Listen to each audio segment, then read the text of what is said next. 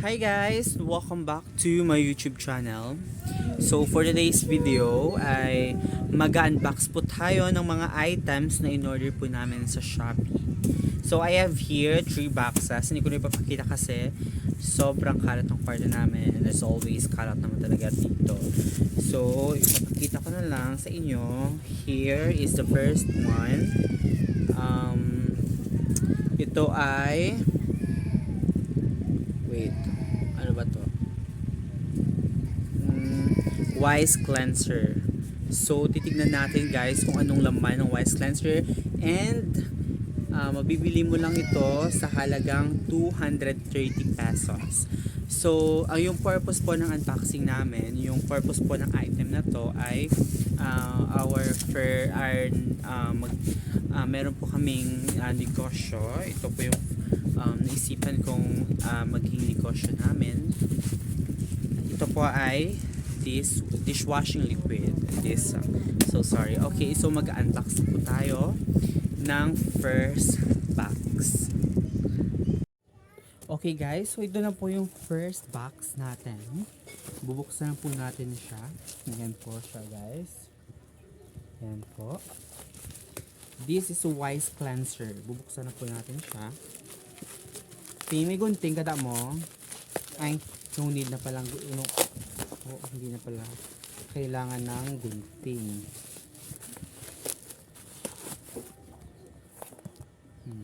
This one. So excited.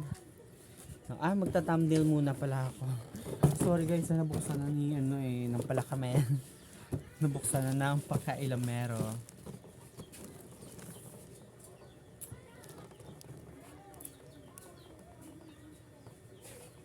Okay. So sorry guys kung nakahupad ako.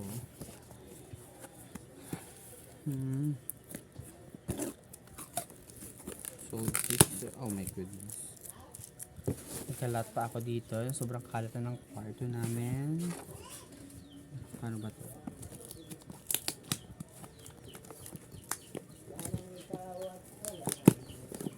Oh. Wow. This is what you call the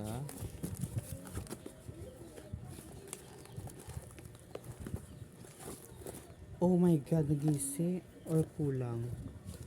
Wait. Ay, nabitin. Kusang babam dakong.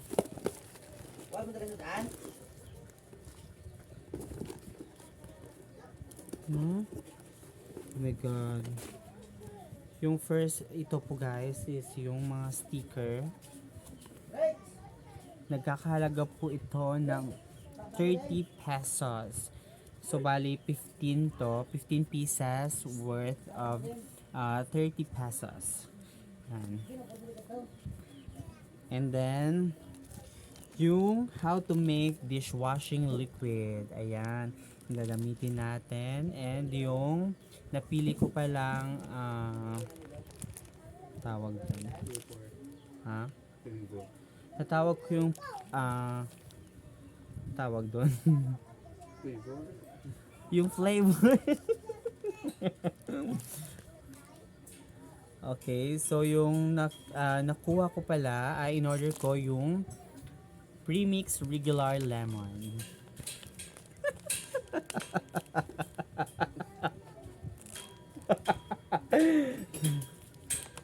Po siya. Yan, basahin natin dito yung mga on how to make dishwashing liquid. So regular regular dishwashing liquid.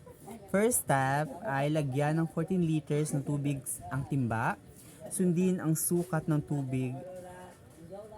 Lalabnaw ang mixture pag kulang o sobra ang tubig. Okay. Yun po yung first step. Meron po dito guys na mga steps na dapat susundin sa paggawa ng dishwashing liquid.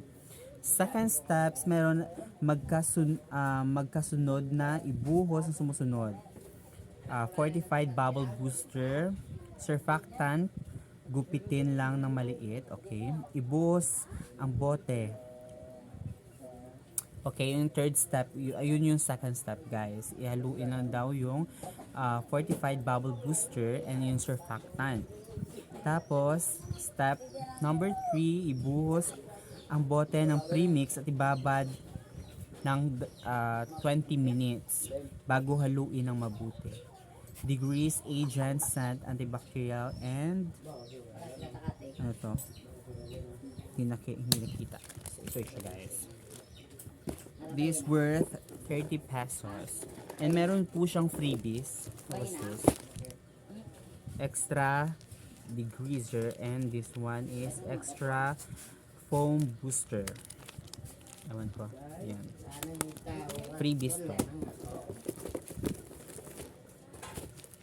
And this one would be, I think it is the empty container.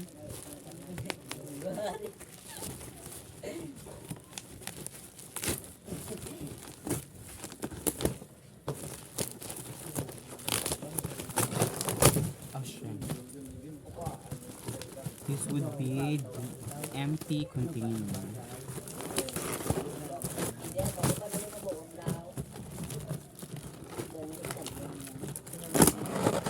Okay.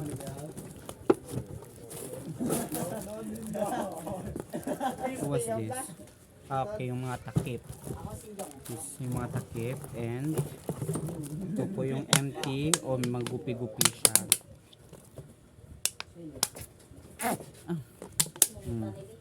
It's the empty container, which is cost 145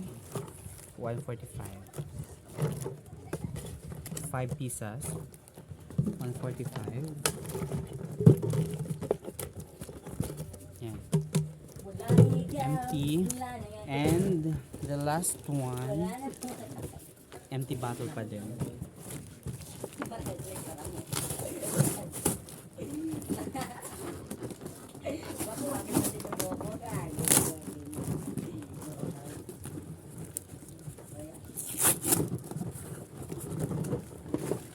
Okay. Yung kanyang mga takip. This is what we call the takip. And this one is 2, 4, 8, 10. Meron siyang gupi-gupi. Meron siyang gupi-gupi guys. Oh, okay. Pero naayos naman. Ayan lang.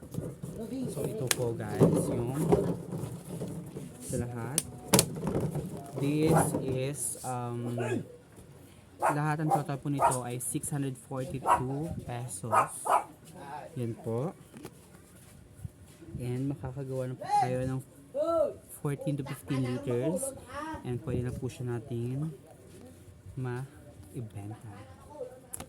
So, that's for today's video. So maraming salamat, and please don't forget to subscribe and hit the notification bell for you to notify sa aking mga daily uploads. Bye!